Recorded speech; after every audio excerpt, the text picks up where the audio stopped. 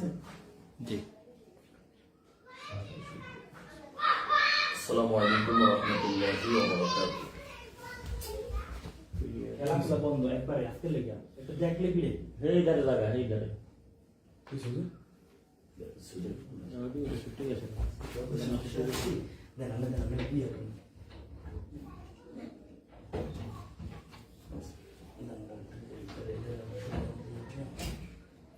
আজকে যত সমস্যা আজকে আমরা সতর্ক বেশি হতে বলছি। এই সব সেটা কাটতে যায় না। অনেক আছেন আজকে অনেক বেশি বলছেন সব কিছু বলছেন জি, বুঝতে আচ্ছা,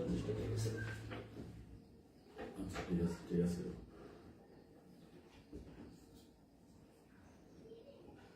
আসসালামু আলাইকুম ওয়া রাহমাতুল্লাহি ওয়া বারাকাতুহু। আলহামদুলিল্লাহি রাব্বিল আলামিন ওয়াল আকিবাতু লিল মুত্তাকিন ওয়াসসালাতু ওয়াসসালামু আলা রাসূলিহিল কারীম আম্মা বা'দ ফাআউযু বিল্লাহি মিনাশ শাইতানির রাজীম বিসমিল্লাহির রহমানির রহিম কুল হুয়াল্লাহু আহাদ আল্লাহুস সামাদ লাম ইয়ালিদ ওয়া লাম ইউলাদ ওয়া লাম ইয়াকুল লাহু কুফুয়ান আহাদ। আলহামদুলিল্লাহ, সমস্ত প্রশংসা সেই মহান রব্বুল আলামিনের জন্য যে আল্লাহ সুবহানাহু ওয়া তাআলা আমাদেরকে আজকে একটি দ্বীনি জলসা আলোচনা বসার তৌফিক দান করেছেন, আসার সুযোগ করে দিয়েছেন। আল্লাহ সুবহানাহু ওয়া তাআলা আমাদেরকে সুস্থতা দান করেছেন এবং কোরআন এবং হাদিসের আলোচনা শোনার জন্য আসার জন্য আল্লাহ আমাদের কবুল করেছেন। সে আল্লাহ সুবহানাহু ওয়া তাআলা লাখো শুকরিয়া আমরা আদায় করব। শুরুতে আমরা সবাই আলহামদুলিল্লাহ শুকরিয়া আদায় করি। অতঃপর আমাদের প্রিয় নবী প্রিয় রাসূল জনাবে রাসূলুল্লাহ সাল্লাল্লাহু আলাইহি ওয়াসাল্লামের প্রতি দরুদ ও সালাম পেশ করছি আমরা সকলেই। আল্লাহুম্মা সাল্লি আলাইহি আল্লাহুম্মা বারিক আলাইহি।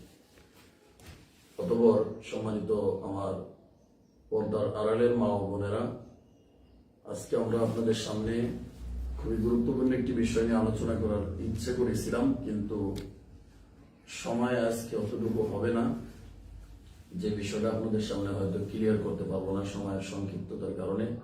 তারপরে এই সংক্ষিপ্ত সময়ে যতটুকু আলোচনা করা সম্ভব হয় ইনশাআল্লাহ আপনারা একটু গভীর মনোযোগ দিয়ে আমার কথাগুলো শুনবেন বলে আমি অনুরোধ জানাচ্ছি। শুরুতেই পরস্পর যাতে কেউ কথা না বলে, বাচ্চারা যাতে কথা না বলে, এজন্য আপনাদেরকে একটু অনুরোধ করবো কথাগুলো একটু শুরুতে মনোযোগ দিতে হবে। যদি বাচ্চাদের নিয়ে আপনার এদিক ওদিক মনোযোগ যায় তাহলে আমার কথাগুলো বুঝতে পারবেন না। সম্মানিত মা বোনেরা, আবার আপনাদের সামনে আমরা বিনীতভাবে অনুরোধ জানাচ্ছি যে আপনারা আলোচনাটা সুন্দরভাবে ধৈর্য সহকারে শুনবেন ইনশাআল্লাহ। আল্লাহ রাব্বুল আলামিন আমাদেরকে বোঝার আমল করার তৌফিক দান করুক, আল্লাহুম্মা আমিন। আল্লাহ সুবহানাহু ওয়া তাআলা সূরাতুত তাহরীম, তো এখানে মা বোনদের সম্পর্কে তাদের কিছু গুণাগুণ বা বৈশিষ্ট্য নিয়ে আলোচনা করছে। তো এই আয়াতটা যখন নাজিল হয়, কেন নাজিল হয়েছিল? আল্লাহ নবীর যে 11 জন বা 12 জন স্ত্রী ছিল, তারা একসাথে একজোট হয়ে আল্লাহ নবীর উপর অভিমান করেছিল। তো এটা ওমর রাদিয়াল্লাহু তাআলা আনহু জানতে পেরে বললেন যে আল্লাহ নবী যদি তোমাদেরকে চায় তাহলে কিন্তু তোমাদের সবাইকে একসাথে তালাক দিবে এবং তোমাদের পরিবর্তে আরো ভালো, তোমাদের থেকে আরো ভালো স্ত্রী তিনি গ্রহণ করবেন বা আল্লাহ এটা ব্যবস্থা করবেন। তখনই আয়াতটি নাজিল হয়েছিল। সেই আয়াতটি আমরা পড়তেছি সূরা তাহরীম থেকে, আমরা পড়তেছি সেই আয়াতটি। সেটি হচ্ছে সূরা তাহরীমের 5 নম্বর আয়াত। আল্লাহ সুবহানাহু ওয়া তাআলা সেখানে বলছেন যে আসা রাব্বুহু ইন তাল্লাকাকুন্না আইয়ুবদিলাহু আজওয়াজান খায়রান মিনকুন্না মুসলিমাত। তো আল্লাহ যদি চান, আশা করা যায় যে আল্লাহ তোমাদেরকে তালাক দেওয়াই দেবে, তালাক দিয়ে দেবে আল্লাহ নবী, এবং তোমাদের পরিবর্তে তোমাদের থেকে উত্তম নারীদেরকে তার স্ত্রী হিসাবে কি করে দেবে, তার অধীনে এনে দিবেন। তো সেই স্ত্রীদের কিছু গুণাগুণ বলতেছেন। মুসলিমা, তারা হবে মুসলিম। মুসলিম 1 নম্বরে মুসলিম। আর গত সপ্তাহে আমরা আলোচনা করছিলাম যে মুসলিম মানে হচ্ছে তাকে 5 ওয়াক্ত সালাত যে কোনো মূল্যে, যদি কোনো কারণ বা অসুস্থ যদি থাকে, যদি হুঁশ থাকে, তাহলে তাকে পড়তে হবে। এটা মুসলিমের পরিচয়। মুসলিমের পরিচয় মানে 5 ওয়াক্ত সালাত তাকে পড়তে হইব, রমজান মাস আসলে সিয়াম থাকতে হইব, এবং প্রতিদিন কোরআন তেলাওয়াত, দান সৎকার যতটুকু করা যায়, জিকির আজগার, এগুলো আমাদের করতে হবে। এটা একজন মুসলিমের পরিচয়। সবচেয়ে বড় পরিচয় সেটা হলো 5 ওয়াক্ত সালাত। এক নম্বর বৈশিষ্ট্য মুসলিমা। দ্বিতীয় নম্বর যেটা গুণাগুণ সেটা হচ্ছে মুমিনা। মুমিনা মানে যেটা 6টা বিষয় আছে ইমানের, যে আল্লাহর প্রতি বিশ্বাস, পরকাল বিশ্বাস, যত নবী রাসূল আসছে পৃথিবীতে সব নবী রাসূলদেরকে বিশ্বাস করতে হবে, এবং এখন আমাদের বর্তমান শেষ নবী মুহাম্মদুর রাসূলুল্লাহ সাল্লাল্লাহু আলাইহি ওয়াসাল্লাম, নবীর নাম পড়লে আমরা দুরূদ পড়ব, সবাই সাল্লাল্লাহু আলাইহি ওয়াসাল্লাম পড়ব। এই নবীকে বিশ্বাস করতে হবে। এরপরে যত কিতাব আছে সমস্ত কিতাবের প্রতি ঈমান আনতে হবে। বিশেষ করে এখন যেটা আমাদের মাঝে কোরআন, এই কোরআনকে বিশ্বাস করতে হবে, কোরআনকে পড়তে হবে, কোরআন অনুযায়ী আমাদের জীবনকে পরিচালনা করতে হবে। আমরা আজকের আলোচনাটা ঠিক কোরআন থেকেই করবো ইনশাআল্লাহ। তারপরে আপনার তাকদীরের প্রতি বিশ্বাস। আল্লাহ নবী বলছেন যে তাকদীরে তোমার যেটা লেখা আছে এটার প্রতি যদি তুমি বিশ্বাস করতে পারো, তাহলে এই পৃথিবীর ভিতরে সবচেয়ে বড় ধনী, মনের দিক দিয়ে তুমি সবচেয়ে বড় ধনী বলে বিবেচিত হবে। অতএব সবাই তাকদীরে যেটা লেখা আছে হায় হতাশ, বিশেষ করে আমাদের যারা মা বোন রয়েছেন তারা কিন্তু একটু হায় হতাশটা বেশি করেন। আপনারা সামান্য একটু বিপদ আপদ হইলে আপনারা হায় হতাশ করেন, বা অনেকগুলো ইসলাম বর্জিত মানে ইসলাম যেগুলো আপনাদের সাপোর্ট করেন সেই কাজগুলো আপনারা করেন। এগুলো করা যাবে না। সবসময় আল্লাহর উপর তাওয়াক্কুল, যে না এটা আমার তাকদীরে লেখা ছিল। বাচ্চা মারা গেছে, হ্যাঁ যাক এটা আমার তাকদীরে লেখা ছিল, কোনো অসুবিধা নেই, আল্লাহর মাল আল্লাহ নিয়ে গেছে। ইন্না লিল্লাহি ওয়া ইন্না ইলাইহি রাজিউন। আমরা আল্লাহর জন্য এবং আল্লাহর কাছে আমাদেরকে ফিরে যেতে হবে। অতএব যেটা চলে গেছে সেটা কখনো আপনার হওয়ার ছিল না, আর যেটা আপনার হয়েছে সেটা কখনোই আপনার থেকে যাবে না, এরকম মর্মে হাদিস হয়েছে। তো যাই হোক, এই হায় হতাশ গুলো আমরা বেশি পরিমাণে করি। তারপরে দেখা যায় যখন মানুষ মারা যায়, আপনারা অনেক মানে যেগুলো বেদাত বলে আমরা চিহ্নিত করি, এই কাজগুলো আমাদের মা বোনদের বেশি হয়। বিশেষ করে আপনারা আওয়াজ করে কান্না করেন, বুক চাপড়ে কান্নাকাটি করেন, আমরা অনেক সময় দেখতে পাই এগুলো। এগুলো করা যাবে না, এগুলো আল্লাহ নবী নিষেধ করেছে যে মহিলারা এরকম আওয়াজ করে কান্না করবে না। কান্না করলেও মানুষ মারা গেলে যদিও কান্না করেন, কষ্টে চোখের পানি এমনি বের হয়ে যাবে, এই কান্নাটা ইসলাম জায়েজ বলছে। এছাড়া আওয়াজ করে কান্না, শোক করা, এগুলা ইসলামে জায়েজ হবে না। সম্মানিত মা বোনেরা, তো বলছিলাম আরেকটা বিষয় হলো কি, ভালো মন্দ যেটা বলছিলাম, পরকালের প্রতি বিশ্বাস এবং তাকদীরের প্রতি বিশ্বাস আমাদের নিয়ে আসতে হবে। যদি এই 6টা বিষয়ের উপর এবং ফেরেশতার প্রতি বিশ্বাস, এই বিশ্বাসগুলো যদি আমরা একত্রিত করতে পারি, তাহলে এটার নাম হচ্ছে প্রকৃত একজন ইমানদার, ইমান মুমিন সে। তো মুমিনা 2য় নম্বর বৈশিষ্ট্য। 3 নম্বর হচ্ছে কনিতা, মানে আনুগত্যশীল হতে হবে। এর মানে আপনার স্বামী আপনাকে যতটুকু দিবে ততটুকুইতে আপনার সন্তুষ্ট থাকতে হবে। তো আল্লাহ নবী মুহাম্মদুর রাসূলুল্লাহ সাল্লাল্লাহু আলাইহি ওয়াসাল্লামের স্ত্রীদের ঘরে এমন দিন গেছে, তো আল্লাহ নবী জিজ্ঞেস করছে, এক স্ত্রীকে জিজ্ঞেস করছে, তো একটা মেহমান আসছে, মেহমানদারি করাবে, তো বলছে যে তোমার ঘরে কিছু আছে? না, কিছু নাই। দ্বিতীয় স্ত্রীর ঘরে জিজ্ঞেস করছে, তোমার ঘরে কিছু আছে? বলছে না, নাই। এরকম করে তার প্রত্যেকটা স্ত্রীর কাছে জিজ্ঞেস করা হয়েছে, সবাই না কইরা দিয়েছে যে আমাদের ঘরে কিছু নেই। এমন ভাবে আম্মাজান আয়েশা রাদিয়াল্লাহু তাআলা আনহা তিনি বলতেছেন যে আমরা নবী পরিবারে এমনও সময় গেছে যে 1 মাস পর্যন্ত আগুন জ্বলে নাই চুলায়।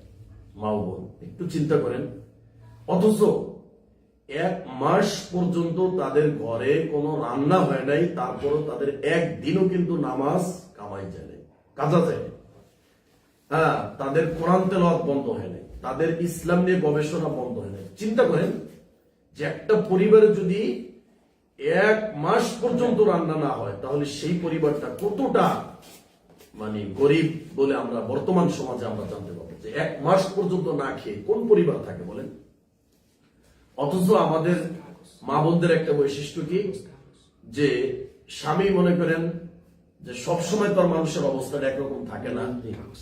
অনেক সময় দেখা যায় যে আপনার একটু বাজারটা দম হইতে পারে বা একটু কম খারাপ হইতে পারে বা একটু আপনার নিরামিষ যেটা আমরা বলি মাছ ছাড়া বা গোস ছাড়া খাওয়া লাগতে পারে, বা এই ঈদে আপনার স্বামীর একটু ব্যবসা বাণিজ্যে একটু সমস্যা হয়েছে পারে, এর জন্য ঈদের মার্কেটটা একটু কম হয়েছে, বাচ্চাদেরকে একটু কম টাকার ভিতর মার্কেট দিয়েছে বা আপনাকে একটু কম টাকার ভিতর মার্কেট দিয়েছে, বা আপনাকে শীতের একটা কাপড় দিয়েছে একটু কম টাকা।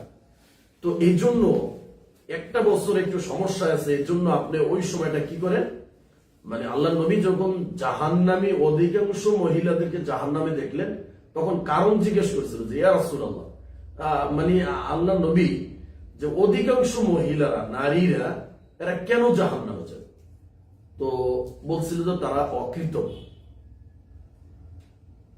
তারা অকৃতজ্ঞ, অর্থাৎ স্বামীর শুকরিয়া আদায় করে না। তো বলছিল যে আল্লাহর অকৃতজ্ঞতা আদায়, মানে আল্লাহর সাথে অকৃতজ্ঞতা করে? বলছে না, তারা স্বামীর অকৃতজ্ঞ, অর্থাৎ স্বামী তাদেরকে যদি সারা জীবন দিতে দিতে দিতে দিতে সবকিছু শেষ করে দেয়, যদি কোনো একটা বছর বা কোনো একটা সময় যদি একটু দুরুটি হয়, তাহলে ওই সময় সাথে সাথে বলে যে আমি তোমার কাছ থেকে জীবনে কোনোদিন কোনো ভালো জিনিস পাইলাম না। এটা হচ্ছে অকৃতজ্ঞ। এই কারণে অধিকাংশ মা ও বোনেরা, নারীরা, মহিলারা জাহান্নামে যাবে বলে আল্লাহ নবী মেরাজের রাতে দেখে আসছে। এরপর আর একটা বিষয় হচ্ছে নারীদের শেখা সবচেয়ে কঠিন, তারা যখনই কোনো ঝগড়ায় লিপ্ত হয় বা যখনই মানুষের সাথে তর্ক বিতর্কে লিপ্ত হয়, অভিশাপ দেয় বা স্বামীকে অভিশাপ দিতে থাকে এবং স্বামীর কথার উপরে তারা কথা বলে। সম্মানিত মা বোনেরা, এমন একটা হাদিস আছে যে স্বামীর হক একজন স্ত্রী কশিন কালেও আদায় করতে পারবে না। ওই হাদিসের ভিতরে এরকম একটা শব্দ আসছে যে যদি আপনার ময়লা কোনো জিনিস মাটিতে ফেলা হয় আর সেই ময়লা যদি একজন নারী যদি চেটে চেটে খায়, তারপরেও তার স্বামীর হক আদায় হবে না। তার স্বামী যদি থুতু ফেলে, সেই থুতুটাও যদি পর্যন্ত ওই স্ত্রী চেটে খায়, তারপরেও তার হক আদায় হবে না। ওই হাদিসের ভিতরে এই শব্দটা আসছে যে আল্লাহ বাদে যদি পৃথিবীতে কাউকে সিজদার অনুমতি দেওয়া হতো, তাহলে নারীদেরকে নির্দেশ করা হতো যে তোমরা তোমার স্বামীদেরকে সিজদা করো। সুবহানাল্লাহ। তো এই যে আপনার কমে অল্পে তুষ্টি, এটা একটা বৈশিষ্ট্য। তো অল্প তুষ্ট থাকেন, আপনার স্বামী যে অবস্থায় যতটুকু এনে দেয় আলহামদুলিল্লাহ, এর বেশি পাওয়ার কখনো আশা করা যাবে না। এটা একটা বৈশিষ্ট্য, এটা একটা গুণাগুণ। যদি ওই সময় আপনি অকৃতজ্ঞতা আদায় করেন যে না, আমি তোমার কাছ থেকে জীবনে ভালো কিছু পেলাম না, তোমার কাছ থেকে আমি আমার এই 40 বছর বিয়ে হয়েছে এখন পর্যন্ত না ভালো একটা শাড়ি দিতে পারছো, না ভালো একটা মাছ এনে খাওয়াইতে পারছো, না কোনো একটা রেস্টুরেন্টে নিয়ে খাওয়াইতে পারছো, না আমাকে ওই ভালো একটা জায়গায় নিয়ে ঘুরতে যেতে পারছো, এই আশা করেন না মা বোন। আপনার আশা থাকবে আপনি জান্নাতে যাবেন, আপনার আশা থাকবে আপনার স্বামী আপনাকে তাহাজ্জুদের জন্য ডাক দিবে, আপনার আশা থাকবে আপনার স্বামী আপনাকে নিয়ে ওমরা করতে যাবে, আপনার আশা থাকবে আপনার স্বামী আপনাকে নিয়ে কবে হজ করতে যাবে। এই ধরনের আশা করবেন যে আমাকে হজে নিয়ে যাও, আমাকে ওমরায় নিয়ে যাও, আমাকে ওই ভালো একটা জায়গায় নিয়ে যাও। কিন্তু যেখানে গেলে আপনার পর্দার খেলাপ হবে, যেখানে গেলে আপনার পরপুরুষের সাথে দেখা হয়ে যাবে, এই সমস্ত জায়গায় যাওয়া এবং সেই হোটেলে রেস্টুরেন্টে খাওয়া আপনার জন্য কখনোই একজন মুসলিম মেয়ে হিসেবে, নারী হিসেবে আপনার জন্য কখনো বৈধ হবে না। এবং এমন জিনিস আপনার স্বামীর কাছে দাবি করা যাবে না যেই জিনিসটা দাবি করলে আপনার স্বামীর জন্য কষ্ট হবে। আপনি তার সাথে ঘর করতেছেন, তার চেহারার দিকে তাকাইলে মা ও বোন আপনি কিন্তু বুঝতে পারেন যে আমার স্বামীর জন্য এটা অনেক কষ্টের হয়ে যাচ্ছে, তার ইনকাম এখন ভালো না, তার ব্যবসা ভালো না, অথচ আপনি এমন একটা দাবি করতেছেন যে দাবিটা তার জন্য কষ্টকর হবে। এই জন্য আল্লাহ কোরআনে বলছেন কনিতার, এক শ্রেণীর মা ও বোনেরা হবে যারা কনিতার, অল্পে তুষ্ট হবে না। আমার স্বামী আমাকে যে অবস্থায় যতটুকু দিয়েছে আলহামদুলিল্লাহ আলহামদুলিল্লাহ, এই শুকরিয়া আদায়টা করবেন মা ও বোন। দেখবেন আল্লাহ আপনাকে জান্নাতের দুনিয়াতেও আপনাকে সুখে রাখবেন, পরকালও ইনশাআল্লাহ এই অল্পে তুষ্টে থাকার কারণে আপনি জান্নাতে চলে যাবেন। মা ও বোন, নামাজ না পড়লেও আপনার এই যে একটা ইবাদত, স্বামীর কৃতজ্ঞতা আদায় করা, অল্পে তুষ্ট হওয়া, এই অল্পে তুষ্ট যদি আপনি বৈশিষ্ট্যটা আপনি অর্জন করতে পারেন, এও ছিল আপনি জান্নাতে যেতে পারেন ইনশাআল্লাহ। এটা ইসলাম মা ও বোন। তারপরে দেখেন আয়াতে আল্লাহ সুবহানাহু ওয়া তাআলা বলেন তাইবা, এমন নারী যারা তওবা করবে। মা ও বোন, আপনার জীবন থেকে আপনি হিসাব করেন যে আজ পর্যন্ত আপনি কতগুলো অন্যায়, কতগুলো গুনাহ আপনি করেছেন। এই গুনার জন্য রাত্রে উঠে আল্লাহর কাছে তওবা করতে হবে। আপনাদের ঘুমটা কিন্তু এখন শেষ রাতে ভেঙে যায়। আপনার আমার মা ও চাচি যারা এখানে আসছেন, তো অনেকের ঘুম আজানের আগে ভেঙে যায়। আপনি উঠে আল্লাহর কাছে 2 রাকাত নামাজ পড়ে কান্নাকাটি করবেন। মা ও বোন, জীবনের সমস্ত ভুলের জন্য আল্লাহর কাছে তওবা করেন। শেষ রাতের 2 রাকাত সালাত আপনাকে এত মর্যাদা দিবে, এত উচ্চ পর্যায়ে নিয়ে যাবে। এই 2 রাকাত সালাতের উসিলা আপনার জীবনের সমস্ত গুনাহ মাফ করে আপনি একজন সম্মানিতা, মুত্তাকিন, একজন পরহেজগার নারী হিসেবে আপনি আল্লাহর দরবারে আপনি উপস্থিত হবেন ইনশাআল্লাহ। তো সম্মানিত মা ও বোনেরা, আপনাদের কাছে অনুরোধ থাকবে, যাদের বয়স একটু বেশি হয়ে গেছে, আমি পরামর্শ দিয়েছিলাম যে আপনারা সকালে 100 বার আস্তাগফিরুল্লাহ ওয়া আতুবু ইলাইহি এবং সুবহানাল্লাহি ওয়া বিহামদিহি এই দোয়াগুলো 100 বার করে পড়বেন। যাদের বয়স একটু বেশি তারা অবশ্যই পড়বেন, সবাই পড়বেন, কিন্তু যাদের বয়স 50, 60, 40 হয়ে গেছে তারা অবশ্যই পড়বেন এবং প্রতিদিন অন্তত 2 রাকাত হলো তাহাজ্জুদের নামাজ পড়ার চেষ্টা করবেন। মা ও বোন, এটা একটা বৈশিষ্ট্য। যদি এই বৈশিষ্ট্য আপনার ভিতর নিয়ে আসতে পারেন, পরকালে যে কি জান্নাত, সুখময় জান্নাত আপনি পাবেন কল্পনা করতে পারবেন। দুনিয়ার জীবনটা কয়দিন মা ও বোন? এই দুনিয়া ছেড়ে সবাইকে চলে যেতে হবে। আপনার বাবা, আপনার দাদা, আপনার দাদি, আপনার পরদাদা, পরদাদি কেউ পৃথিবীতে নাই। আজকে তারা মাটির সাথে মিশে গেছে, পোকামাকড় তাদের খেয়ে ফেলছে, হাড্ডিগুলা বের হয়ে গেছে। ওই বাঁশঝাড়ের নিচে, বাগানে, বন জঙ্গলে কোথায় 3.5 হাত মাটির নিচে আমাদেরকে পুঁতে রাখা হবে, যেখানে থাকবে না কোনো আলো বাতাস, যেখানে থাকবে না কোনো আরামের বিছনা, যেখানে থাকবে না কোনো বালিশ, যেখানে এই শীতের দিনে কোনো আপনার কম্বল সোয়েটারের ব্যবস্থা থাকবে না। অন্ধকার কবরে 3.5 হাত মাটির নিচে মা ও বোন, কিভাবে সারাটা জীবন আমাদের থাকতে হবে? যদি আমরা দুনিয়া থেকে যদি কিছু ভালো কাজ নিয়ে যেতে না পারি, সারাটা জীবন যদি আমরা বিপর্যয়ে চলে যাই, স্বামীর অবাধ্য হই, যদি আল্লাহর কাছে যদি একটু তওবা করতে না পারি, গুনাহ করা কোনো অপরাধ নয়, কিন্তু আল্লাহর কাছে ক্ষমা না চাওয়া এটা সবচেয়ে বড় অপরাধ। অতএব গুনার জন্য ক্ষমা চাওয়ার সবচেয়ে উত্তম সময়, সবচেয়ে আল্লাহকে কাছে পাওয়ার সময়, সেটা হচ্ছে শেষ রাতে নামাজের ফজরের আজানের আগে উঠে 2 রাকাত নামাজ পড়ে আল্লাহর কাছে যদি কাঁদতে পারেন, চোখের 1 ফোঁটা পানি যদি বের হয়, আল্লাহ নবী বলছেন যে গরুর ওলান থেকে দুধ বের হইলে ওই দুধটা ওলানে প্রবেশ করা আবার ঢুকিয়ে দেওয়া যেমন ভাবে কঠিন, কোন আমার আল্লাহর বান্দা এবং বান্দি যদি আল্লাহর ভয়ে অতীতের পাপের কারণে আল্লাহর কাছে কেঁদে কেঁদে বলতে পারে, মাবুদ গো, রব্বানা যালামনা আনফুসানা ওয়া ইল্লাম তাগফির লানা ওয়া তারহামনা লানাকুনান্না মিনাল খাসিরিন। হে আল্লাহ, অতীতে আমার নফসের উপর, আত্মার উপর আমি যে জুলুম করেছি, আমার সেই জুলুমের জন্য তুমি মহান রব, মহা মালিক, মহা ক্ষমতার অধিকারী, হে মালিক, আমাকে তুমি ক্ষমা করে দাও। আমি দুনিয়ার জীবনে কতদিন বাঁচবো জানি না, কখন আমার মরণ আসবে, তুমি আমাকে ঈমানের সাথে কবুল করিও। আল্লাহ, পরকালে তুমি আমাকে জান্নাতুল ফিরদাউস দান করো। মালিক গো, তুমি আমার জীবনের সমস্ত অন্যায়গুলো ক্ষমা করে দাও। মা ও বোন, যাদের 50-60 বছর বয়স হয়ে গেছে, দোয়া করতে ভুলবেন না। আল্লাহর কাছে প্রতিনিয়ত দোয়া করেন মা ও বোন, তাওবা করেন ফজরের নামাজের আগে, ইনশাআল্লাহ আপনার জীবনটা পরিবর্তন হয়ে যাবে। আবিদাত তারা হবে, আবিদাত আল্লাহ নবী বলছেন, আল্লাহ বলছেন কোরআনে যে তাদের আরেকটা বৈশিষ্ট্য হচ্ছে তারা ইবাদতকারী হবে। আপনি সকালে উঠে ফজরের নামাজটা পড়েন, রাত্রে আপনার একটু অন্ধকার থাকতেই পড়েন, এমন না যে আপনার আলোকিত হয়ে গেলে বা সলক হয়ে গেলে আপনি পড়বেন, এরকম না। মা বোন, একটু অন্ধকার থাকতে যখন আপনি তাহাজ্জুদ পড়বেন, তখন ফজরের নামাজটা ঠিক মতো পড়তে পারবেন। এরপরে একটু সকালে 1 পৃষ্ঠা হইলো মা বোন একটু কোরআন তেলাওয়াত করেন। আমার দাদিরা যারা রয়েছেন এখানে, আমার কাকি যারা রয়েছেন, আপনাদেরকে অনুরোধ করব, আপনাদের হাতে ধরি, পায়ে ধরি, আপনাদেরকে অনুরোধ, আমি আপনাদের সন্তানের মতো বলছি, প্রতিদিন অন্তত 1টা লাইন হইল আপনি কোরআন থেকে পড়বেন। আমার মা ও চাচি, আপনাদেরকে আমি অনুরোধের সুরে বলছি, এই জিনিসটা কখনো ভুল করবেন না। এই অভ্যাসটা গড়ে তুলুন। আপনার সন্তানকে সকালে উঠে বক্তব্য দেন। এই একটা পরিবেশ যদি করতে পারেন, আল্লাহর কসম করে বলছি, ওই ঘরের ভিতর কখনো অশান্তি, অকল্যাণ থাকবে না, কল্যাণে ভরপুর হয়ে যাবে। ঘরটা আপনার শান্তিতে ভরপুর হয়ে যাবে। যেই ঘরের ভিতর সূরা বাকারা তেলাওয়াত করা হয়, সেই ঘরের ভিতর কখনো শয়তান প্রবেশ করতে পারে না। সেই ঘর থেকে শয়তান দূর হয়ে যায়। আর শয়তান যেই ঘরে থাকবে না, সেই ঘরে ফেরেশতা থাকবে। আর যেই ঘরে শয়তান থাকবে, সেই ঘরে ফেরেশতা থাকবে না। টিভি চালাবেন না, মোবাইলে বেশি অশ্লীল ছবি, নাচ, গান, নাটক এগুলো দেখা থেকে দূরে থাকুন, সন্তানদেরকে দূরে রাখুন, জীবনটা পরিবর্তন করুন। প্রতিদিন আপনার কোরআন তেলাওয়াত করতে হবে। সকালে কিছু জিকির আছে, রাত্রে কিছু জিকির আছে, এগুলো করেন। তারপর একটু বেলাটা ওঠার পরে 2 রাকাত সালাতুদ দোহা পড়েন। আল্লাহ নবী বলছেন মানুষের শরীরে 360টা হাড্ডি রয়েছে, প্রত্যেকটা হাড্ডির কি রয়েছে? সদকা রয়েছে।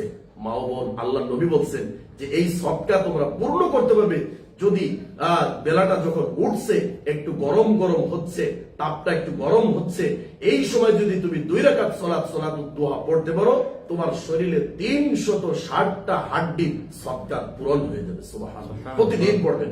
মাসে 3টা রোজা, 13, 14, 15 তারিখের যে রোজাগুলো, এগুলো রাখার চেষ্টা করবেন। মা বোন, যাদের বয়স বেশি হয়ে গেছে, আমার দাদি কাকি যারা রয়েছে, তাদেরকে বলবো সোম বৃহস্পতিবার 2টা সিয়াম, এটা আপনি রোজা রাখার চেষ্টা করবেন।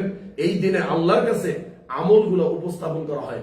যদি আপনি রোজা অবস্থায় যদি আল্লাহর কাছে আপনার আমলটা যদি পেশ করা হয়, তাহলে আপনার আমলটা কবুল হবে, গ্রহণযোগ্য হবে। তবে এখানে একটা শর্ত রয়েছে। আল্লাহ বলছেন ওই ব্যক্তির আমল আমার সামনে উপস্থাপন করা হবে যেই ব্যক্তি তার আত্মীয়র সাথে সম্পর্ক ঠিক রাখবে, মানুষের সাথে তার সুসম্পর্ক থাকবে। যদি আত্মীয়র সাথে সম্পর্ক ছিন্ন থাকে, তার প্রতিবেশীর সাথে তার মুখ কালাকালি থাকে, ঝগড়া থাকে, মারামারি থাকে, হিংসা থাকে, তাহলে তার আমল বা তার কোনো কিছু আমার কাছে পেশ করা হবে না। অতএব এখানে অনেকে আছেন, আপনাদেরকে অনেক ভালোবাসি, মহব্বত করি, আমার দিনই বোন, আমার দিনই আমার মা ও বোনেরা, আপনাদেরকে আমার দাদির মতো, কাকির মতো, মায়ের মতো আপনাদেরকে ভালোবাসি, সম্মান করি। আপনারা আমার কথাটা রাখবেন। যদি কোনো আত্মীয়র সাথে সম্পর্ক ছিন্ন থাকে, যে কোনো বিষয় নিয়ে, দুনিয়ার বিষয়, হয়তো কোনো জায়গা জমি নিয়ে বা কোনো স্বার্থে বা কোনো রাগ হয়ে, জিদ হয়ে, যেভাবে হোক, আজ থেকে 10 বছর আগে, 5 বছর আগে এভাবে যদি আত্মীয়র সাথে সম্পর্ক যদি ছিন্ন করে থাকেন, মা ও বোন, আজকের আলোচনা থেকে আপনি নিয়ে নেন, ওই আত্মীয়র সাথে আপনি সুসম্পর্ক গড়ে তুলবেন। কেন? শুধুমাত্র আল্লাহকে সন্তুষ্ট করার জন্য আপনি এত কষ্ট করে নামাজ পড়েন, রোজা রাখেন, দান করেন, স্বামীর সেবা করেন, ছেলে সন্তান লালন পালন করেন, এত কিছু করার পরে আমলগুলো যদি আল্লাহর কাছে কবুল না হয়, শুধু আত্মীয় সম্পর্ক ছিন্ন থাকার কারণে, আর যদি প্রতিবেশী, পাড়া প্রতিবেশীর সাথে যদি ঝগড়া বিবাদ থাকার কারণে, তাদের সাথে ভালো আচরণ না করার কারণে যদি এগুলো আল্লাহর কাছে যদি পেশ করা না হয়, আল্লাহর কাছে যদি আপনার আমলটা পৌঁছানো না হয়, তাহলে আপনার আমলগুলো পরকালে জান্নাত দিতে পারবে না। অতএব অনেকে আছেন দেখি আপনারা কথা বলেন না। আমি বলছিলাম এর আগের সপ্তাহে যে আপনারা মুসাফা করবেন, সালাম দিবেন। যেই ব্যক্তি এই 2 জনের ভিতর আগে যারা 2 জন কথা বলে না, বা কথা কাটাকাটি হয়েছে, বা কোনো ঝগড়া হয়েছে, যদি সর্বপ্রথম যদি কেউ সালাম দিতে পারে আর যদি জড়াই ধরতে পারে, বোন আমি ভুল করেছি, কোরআন হাদিস জানি নাই, আজকে আমি আলোচনা শুনেছি, রসুলের হাদিস শুনেছি, আমার নবী সারাটা জীবন আমাদের জন্য ইয়া উম্মতি ইয়া উম্মতি বলে কেঁদে গেছে, বিচারের মাঠেও তিনি আমাদের জন্য সুপারিশ করবেন। সেই নবীর, সেই প্রিয় নবীর, যেই নবীর মাধ্যমে আমরা দ্বীনকে জানতে পারছি, যেই নবীর মাধ্যমে আমরা ইসলাম পেয়েছি, যেই নবীর মাধ্যমে আমরা পর্দা পেয়েছি, যেই নবীর মাধ্যমে আমরা নামাজ পেয়েছি, যেই নবীর মাধ্যমে আমরা কোরআন পেয়েছি, এমন একজন নবীর হাদিস, তার মুখের হাদিস শুনে আমি তো আর থাকতে পারলাম না। বোন গো, আসসালামু আলাইকুম রহমতুল্লাহ, বোন আমার তুমি কেমন আছো? তোমার সাথে আমার ঝগড়া হয়েছিল, তুমি কষ্ট পেয়েছো, তুমি আমার উপর কষ্ট রেখো না বোন, তুমি আমাকে মাফ করে দাও। মা ও বোন, যদি এই জিনিসটা না করতে পারেন, তাহলে আপনাকে বুঝতে হবে আল্লাহ নবী যেই সমস্ত নারীদেরকে, মহিলাদেরকে জাহান্নামে দেখে আসছে, আপনি যদি এই কাজটা না করতে পারেন, তাহলে আপনিও হতে পারেন ওই একজন নারীদের অন্তর্ভুক্ত। নাউজুবিল্লাহ। আল্লাহ আমাদেরকে হেফাজত করুক। যত স্বার্থতা, যত আপনার রাগ থাক, জিদ থাক, আপনার নবীকে ভালোবেসে, ইসলামকে ভালোবেসে, কোরআনকে ভালোবেসে আপনি একজন মুসলিমা, একজন মুমিনা, একজন ওই কনিতাত, একজন আনুগত্যশীলা, তারপরে একজন তওবাকারী এবং একজন ইবাদতকারী নারী হিসেবে আল্লাহর কাছে আপনি উঠবেন। এই আমল নিয়ে যদি উঠতে পারেন, আল্লাহ আপনাকে জান্নাতুল ফিরদাউস দান করবে। আল্লাহুম্মা আমিন। সম্মানিত মা ও বোনেরা, আপনাদেরকে অনুরোধ করব, যাদের ভিতরে এখন এই দ্বন্দ্বটা রয়ে গেছে, তারা এটা থেকে বের হয়ে আসবে। সম্মানিত মা ও বোনেরা, আজকে আমরা সূরা নূরের 31 নম্বর আয়াত, পর্দা সংক্রান্ত এই আয়াতটি আমরা একটু মনোযোগ দিয়ে শুনবো ইনশাআল্লাহ। দেখেন, আল্লাহ সুবহানাহু ওয়া তাআলা এখানে বলছেন, ওয়াকুল্লিল মুমিনাতি ইয়াগদুদনা মিন আবসারিহিন্না ওয়া ইয়াহফাজনা ফুরুজাহুন্না ওয়ালা ইউবদিনা যিনাতাহুন্না ইল্লা মা যাহারা মিনহা ওয়ালিয়াদরিবুনা বিখুমুরিহিন্না আলা জুয়ুবিহিন। দেখেন সূরা মুমিন 24 নম্বর সূরা 31 নম্বর আয়াত। যাদের ঘরে কোরআন রয়েছে মা ও বোন, আপনি পড়বেন 24 নং সূরা 31 নং আয়াত, আপনি পড়বেন, অনুবাদ পড়বেন, আপনার জীবন পরিবর্তন হয়ে যাবে। আল্লাহ আপনাকে কি বলছে দেখেন। আল্লাহ বলছেন ওয়াকুল্লিল মুমিনাতি ইয়াগুদুদনা মিন আবসারিহিন্না, হে নারী সম্প্রদায়, হে মহিলারা, মা ও বোনেরা, আপনার বয়স যত বছর হোক, যত দিন থেকে আপনি বালেগা হয়েছেন, তারপর থেকে আজ পর্যন্ত যত নারী রয়েছে 40, 30, 20, 50 সবাইকে লক্ষ্য করে আল্লাহ বলছেন, শোনো তোমরা তোমাদের দৃষ্টিগুলোকে নত রাখো, শোনো তোমরা তোমাদের দৃষ্টিগুলোকে নত রাখো। শুধু আমরা জানি যে পর্দা নারীদের জন্য, নারীদের দিকে পুরুষ তাকাতে পারবে না। শুনে রাখুন, নারীরাও পুরুষদেরকে দেখতে পারবে না। আল্লাহ নবীর স্ত্রী উম্মে সালমা এবং মাইমুনা রাদিয়াল্লাহু তাআলা আনহুমা দুইজন আল্লাহর নবীর কাছে বসা রয়েছে। এমন সময় একজন সাহাবী উম্মে আব্দুল্লাহ ইবনে উম্মে মাকতুম, অন্ধ সাহাবী, আল্লাহর নবীর কাছে আসার অনুমতি চাইল। আল্লাহর নবী, আমি আপনার কাছে আসতে চাই, আসতে পারবো? আল্লাহর নবী বললেন তার স্ত্রীদেরকে, হে মাইমুনা, হে উম্মে সালমা, তোমরা এই ব্যক্তি থেকে, এই সাহাবী থেকে, আব্দুল্লাহ ইবনে উম্মে মাকতুম থেকে তোমরা পর্দা করো। আল্লাহর নবীর স্ত্রীরা যেই উত্তরটা দিয়েছিল, আমাদেরও সেই একই উত্তর। তারা বলেছিল, আল্লাহর নবী, সে তো একজন অন্ধ সাহাবী, সে তো একজন অন্ধ সাহাবী, সে তো আমাদেরকে দেখতে পায় না। আল্লাহর নবী বললেন, শোনো, সে দেখতে পায় না ঠিক আছে, কিন্তু তোমরা তো তাকে দেখতে পাও, অতএব তোমরা তার থেকে পর্দা করো। সম্মানিত মা ও বোনেরা, যদি একজন অন্ধ ব্যক্তি থেকে আল্লাহর নবী পর্দা করতে বলে, তাহলে আজকের যুগের, বর্তমান যুগের, এই মডেলিং যুগের, ফ্যাশন যুগের হাজারো মা বোন, হাজারো নারী রয়েছে, হাজারো আপনার মেয়ে রয়েছে, আপনার পুত্রবধূ রয়েছে, তারা দিন রাত 24 ঘন্টা বেগানা পুরুষের মুখ দেখতেছে। বাজারে, হাটে, ঘাটে, লঞ্চে, স্টিমারে, জাহাজে, বিয়ের অনুষ্ঠানে, যে কোনো জায়গায় যাদের সাথে দেখা দেওয়া হারাম, যাদের সাথে কথা বলা হারাম, এই হারাম আমি করিনি, এই হারাম আপনার স্বামী করেনি, এই হারাম আপনার বাবা করেনি, এই হারাম আপনার দাদা করেনি।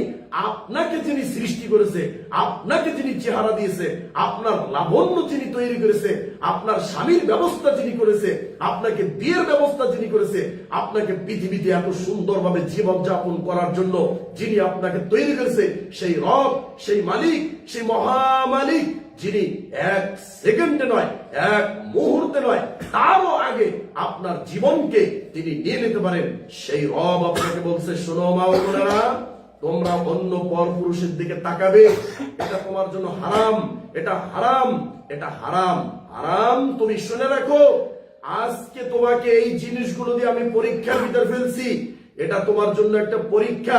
তুমি বলতে পারো হারাম থাক, আমি হারামকে মানি না, আমি তাকাবো, আমি দেখবো, আমি মাঠে যাব, ঘাটে যাব, মার্কেটে যাব, সব জায়গায় পুরুষ নারীর একাকার মিলন মেলা চলছে, চলো, তুমি সেবাগের থাকো, তুমি আয়েশার মতো হও, তুমি ফাতেমার মতো হও, তুমি খাদিজার মতো হও।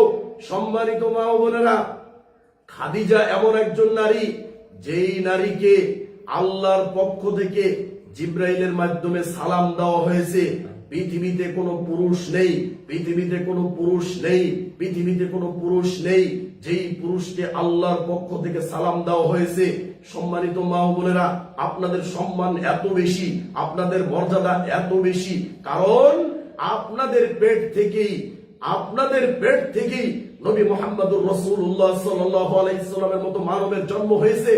মা ও বোনদের পেট থেকেই শহীদের জন্ম হচ্ছে, মা ও বোনদের পেট থেকেই ইমাম বুখারীর মতো আলেম জন্ম নিচ্ছে, মা ও বোনদের পেট থেকেই আব্দুল কাদের জিলানীর মতো ব্যক্তির জন্ম নিচ্ছে। পৃথিবীতে যত নবী রাসূল আম্বিয়া সাহাবী, যত আল্লাহর ওলি আউলিয়া যারাই এসেছে, তাদের জন্ম হয়েছে ওই মায়ের পেট থেকে, ওই মায়ের পেট থেকে। অতএব সেই নারী জাতিকে আল্লাহ কোরআনে তাদের জন্য একটা সূরা নাজিল করেছে, সূরাতুন নিসা, কোরআনের 4 নম্বর সূরা, কিন্তু কোরআনের ভিতর পুরুষ নামে কোন সূরা নেই। আপনাদের এত সম্মান, এত মর্যাদা, আপনি হবেন খাদিজার মতো, যেই খাদিজাকে আল্লাহ জান্নাত থেকে, আল্লাহ উপর থেকে 7 আসমান থেকে সালাম দিয়েছে। হ্যাঁ, আল্লাহ আরশে রয়েছে, আল্লাহ আরশে সমাসীন, সেখান থেকে খাদিজা রাদিয়াল্লাহু তাআলা আনহাকে সালাম দিয়েছে, হে নবী, হে জিবরিল, তুমি খাদিজাকে সালাম পৌঁছো। আপনি চিন্তা করেন কেমন নারী ছিলেন, কেমন মহিলা ছিলেন। এই পৃথিবীতে আল্লাহর জমিনে তিনি ছিলেন, এমন না যে তিনি ফেরেশতা, তিনি আসমানে ছিলেন, তিনি কোন আল্লাহর প্রিয় বান্দি হয়ে, এরকম না। তিনি আল্লাহর নবীর স্ত্রী ছিলেন, এই পৃথিবীতে ছিলেন, পৃথিবীর আলো বাতাস ভোগ করেছেন, পৃথিবীর খাবার খেয়েছেন, এই পৃথিবীতে থেকে পৃথিবীতে জন্মগ্রহণ করে খাদিজার মতো মানুষ যদি এমন ইমানদার, এমন মুত্তাকিনা, এমন পরহেজগার, এমন পবিত্র নারী হতে পারে, তাহলে সেই নারী জাতি হয়ে আপনি কেন খাদিজা রাদিয়াল্লাহু তাআলা আনহাকে ফলো করছেন না? সম্মানিত মা ও বোনেরা, আপনি যদি খাদিজার মতো মা হতে পারেন, আপনি যদি ফাতেমার মতো মা হতে পারেন, আপনি যদি আয়েশার মতো মা হতে পারেন, আপনি যদি বিবি হাজেরার মতো মা হতে পারেন, আপনি যদি সারা আলাইহিস সালামের মতো মা হতে পারেন, যদি বিবি হাজেরার মতো মা হতে পারেন, যদি ইব্রাহিম আলাইহিস সালামের মতো বাবা পিতা হতে পারেন, তাহলে সেই ঘর থেকে ইসমাইলের মতো সন্তান জন্ম নিবে। যদি আপনি মারিয়ামের মতো, যেই মারিয়ামের স্বামী ছিল না, তার সতীত্বকে তিনি রক্ষা করেছেন, যদি সেই মারিয়াম আলাইহিস সালামের পথ অনুসরণ করতে পারেন, মারিয়ামের মতো যদি হতে পারেন, আপনার ঘর থেকে ঈসা আলাইহিস সালামের মতো এইরকম নবীর মতো সন্তান এই পৃথিবীর বুকে আল্লাহ নাজিল করে, আল্লাহ ভূমিষ্ঠ করে দেখিয়ে দেবে পৃথিবীবাসীকে। সম্মানিত মা ও বোনেরা, আপনি ওই আসিয়ার মতো হয়ে যান, আপনি মারিয়াম আলাইহিস সালামের মতো হয়ে যান, আপনি খাদিজা রাদিয়াল্লাহু তাআলা আনহার মতো হয়ে যান, আপনি ফাতেমার মতো হয়ে যান। আপনার নজর কেন এত নিকৃষ্ট যে কোন নায়িকা কিরকম, কোন মডেলিং কিরকম, তাকে কেন অনুসরণ করবেন? আপনার মডেল তো ইসলামে রয়েছে, আপনার মডেলিং তো খাদিজা রাদিয়াল্লাহু তাআলা আনহা, আপনার মডেলিং তো ফাতেমা রাদিয়াল্লাহু তাআলা, তিনি জান্নাতের সর্দারনি, আপনার মডেল তো এই পৃথিবীতে আয়েশা রাদিয়াল্লাহু তাআলা আনহা। এদেরকে আপনি ফলো করবেন, আসিয়া রাদিয়াল্লাহু তাআলা আনহাকে, আসিয়াকে আপনি ফলো করবেন, আপনি ওই মারিয়াম আলাইহিস সালামকে আপনি ফলো করবেন। আপনি কেন ল্যাংটা, আপনি কেন ওই অসভ্য, নির্লজ্জ, বেহায়া, বেশরম নারীদেরকে স্মরণ করবেন, যারা দিন রাত 24 ঘন্টা পরপুরুষের মুখ দেখে তাদের ইজ্জতকে তারা বিক্রি করে দিয়েছে সমাজের কাছে, তারপর এই পৃথিবীবাসীর কাছে বিক্রি করে দেয়। এই জন্য আল্লাহ নবী বলছেন, কামবিন কাসিয়াতিন আরিয়াতিন ফিদ দুনিয়া, অনেক নারী থাকবে যারা দুনিয়ায় কাপড় পরা থাকবে, কিন্তু বিচারের মাঠে তাদের পোশাক থাকবে না, তারা উলঙ্গ অবস্থায় আল্লাহর সামনে তারা হাজির হবে। সেই নারী কারা? যারা ছবি করে। সেই নারী কারা? যারা নাটক করে, যারা সিনেমা করে, যারা গান করে। সে অসভ্য নারীদেরকে দিন রাত 24 ঘন্টা, আপনার আমার মেয়ে, আপনার আমার পুতের মতো দিন রাত 24 ঘন্টা তাদেরকে দেখে দেখে তাদের চক্ষু শীতল করছে। সেই মেয়ে আয়েশা রাদিয়াল্লাহু তাআলা আনহাকে চিনবে কেমনে? সেই মেয়ে খাদিজা রাদিয়াল্লাহু তাআলা আনহাকে চিনবে কেমনে? সেই মেয়ে ফাতেমা রাদিয়াল্লাহু তাআলা আনহাকে চিনবে কেমনে? অতএব খাদিজাকে অনুসরণ করুন, যেই খাদিজাকে আল্লাহ সালাম দিয়েছে। ফাতেমাকে অনুসরণ করুন, যেই ফাতেমা জান্নাতের সর্দারনি হবে। আপনি আয়েশাকে অনুসরণ করুন, যেই আয়েশা রাসূলের কাছে সবচেয়ে প্রিয় স্ত্রী ছিলেন। এত অল্প বয়সের একজন নারী হয়েও আপনি মারিয়াম আলাইহিস সালামকে স্মরণ করুন, যেই মারিয়াম আলাইহিস সালামকে আল্লাহ স্বামী ছাড়া পৃথিবীর বুকে সন্তান দিয়েছে, তারপরও কেউ পৃথিবীর বুকে তাকে অপবাদ দিয়ে, অপবাদের আঙ্গুল তার দিকে তাকানোর তার কোনো সাহস পায় নাই। তার বুক থেকে, তার পেট থেকে ঈসা আলাইহিস সালামের মতো নবী জন্ম নিয়েছে, তার কোনো স্বামী ছিল না। আর আপনার আমার স্বামী থাকার পরেও আপনার আমার সন্তান হয়, কিন্তু আপনার আমার দিকে মানুষ চোখ তুলে আঙ্গুল দিয়ে দেখাতে সাহস পায় কিভাবে? তার মানে আপনার আমার ভিতরে অনেক সমস্যা রয়েছে। সম্মানিত মা ও বোনেরা, আল্লাহ কোরআনে বলছেন যে, হে নারী জাতিরা, তোমরা তোমাদের নজরকে নিচু করো। ওয়াহফাজুনা ফুরুজাহুন্না, নজরকে নিচু করার কথা কেন বললো? কারণ এই পৃথিবীতে নারী জাতি এমন একটা জাতি, এই উদাহরণটা ভালো করে শুনুন, যদি নারী জাতি যদি শক্ত অবস্থানে যায়, কোন পুরুষ তাদের দিকে চোখ তুলে তাকানোর সাহস পাবে না। আপনি আমার ক্ষুদ্র গবেষণা থেকে জেনে নেন, রেল লাইন দেখবেন, রেল লাইন, মা ও বোনেরা ভালো করে উদাহরণটি খেয়াল করুন। রেল লাইনের ভিতরে আপনার রেল যত দামি হোক, রেলের ড্রাইভার যত দামি হোক, ওই আপনার কেবিন মাস্টার যে লাল সিগন্যাল এবং হলুদ সিগন্যাল নিয়ে দাঁড়িয়ে থেকে, সে একজন নিম্ন শ্রেণীর মানুষ হতে পারে, সে টোকাই হতে পারে, তার কোনো সম্মান বা দাম না থাকতে পারে, কিন্তু সে যখন আপনার ওই দামি ট্রেনটাকে লাল সিগন্যাল দেখিয়ে দেবে, তখন যত বড় দামি ট্রেন হোক, যত বড় ড্রাইভার হোক, যত মাপের ড্রাইভার হোক, কোন অবস্থায় সেই ট্রেন আর সামনে যেতে পারবে না। অতএব নারী জাতিকে সিগন্যাল বানানো হয়েছে, তারা লাল সিগন্যাল, তারা চক্ষু লাল করবে, পুরুষের দিকে তারা কোমল দৃষ্টিতে তাকাবে না। এই পৃথিবীতে কোনো ইতিহাস নেই যে নারী জাতির আগে পুরুষ জাতি তাদেরকে প্রপোজ করতে পারে। নারী জাতি আগে সর্বপ্রথম পুরুষদেরকে তাদের দিকে আকৃষ্ট করে। সম্মানিত মা ও বোনেরা, অতএব আপনাকে লাল সিগন্যালের মতো হতে হবে, লাল সিগন্যাল দিতে হবে। আপনার চক্ষু থাকবে লাল। আল্লাহ নবী বলছেন তার স্ত্রী দিকে, শোনো, তোমরা আল্লাহকে ভয় করো এবং তোমরা ওই সমস্ত মহিলাদের মতো হও না। তোমরা এমন ভাবে হবে, ফালা তাখদাউনা বিল কওলি ফায়াতমা আল্লাযী ফী কলবিহি মারাদু ওয়া কুলনা কওলান মা'রুফা। তোমরা মানুষের সাথে ফোনে মোবাইলে এমন ভাবে কথা বলবে না যাদের ভিতর খারাপি রয়েছে, রোগ রয়েছে, ব্যাধি রয়েছে, কামনা বাসনা রয়েছে, তারা যাতে তোমাদের কথায় প্রলুব্ধ হয়ে যায়, আকৃষ্ট হয়ে যায়, দ্বিতীয়বার তোমাকে ফোন করার সাহস পায়। তুমি এমন ভাবে কথা বলবে যে তোমাকে কি করবে, তোমার দিকে, তোমার সেই কথা শুনে তোমার দিকে দ্বিতীয়বার আর চোখ তুলে তাকানোর সাহস পাবে না। কিন্তু আমাদের মা ও বোনেরা, যারা যুবতী মেয়েরা রয়েছে, আপনার আমার মেয়ে, তারা মোবাইলে এমন সুন্দরভাবে কথা বলে যে কোনো পুরুষকে আকৃষ্ট করে দিতে পারে। অতএব আপনার কথাটা এটাও পর্দার অন্তর্ভুক্ত। মা ও বোনেরা, বুঝতে পারছেন? মহিলাদের কথা কণ্ঠস্বর কোনো পুরুষ শুনতে পাবে না, এটা হারাম। এটা আপনার রব হারাম করেছে, কোরআন হারাম করে দিয়েছে। আপনার কণ্ঠস্বর কোনো পর পুরুষ শুনতে পাবে না। আপনার কণ্ঠস্বর শুনবে আপনার স্বামী, আপনার সন্তান, আপনার বাবা, আপনার শ্বশুর, যাদের সাথে দেখা করা আপনার চাহিদা। আমরা আজকে আলোচনার ভিতরে ইনশাআল্লাহ সংক্ষিপ্ত ভাবে বলবো ইনশাআল্লাহ। দেখেন, দ্বিতীয় নম্বর বলা আছে ওয়াহফাজনা ফুরুজাহুন্না। সম্মানিত মা ও বোনেরা, আপনাদের লজ্জা স্থানকে হেফাজত করতে বলা হয়েছে। এই আলোচনাটা আপনারা যারা বয়স্ক রয়েছেন তাদের থেকে, যারা বয়স কম, যারা আপনার মেয়ে ছিল, যারা আপনার পুত্রবধূ ছিল, তাদের জন্য সবচেয়ে বেশি কার্যকরী এবং উপকারী ছিল।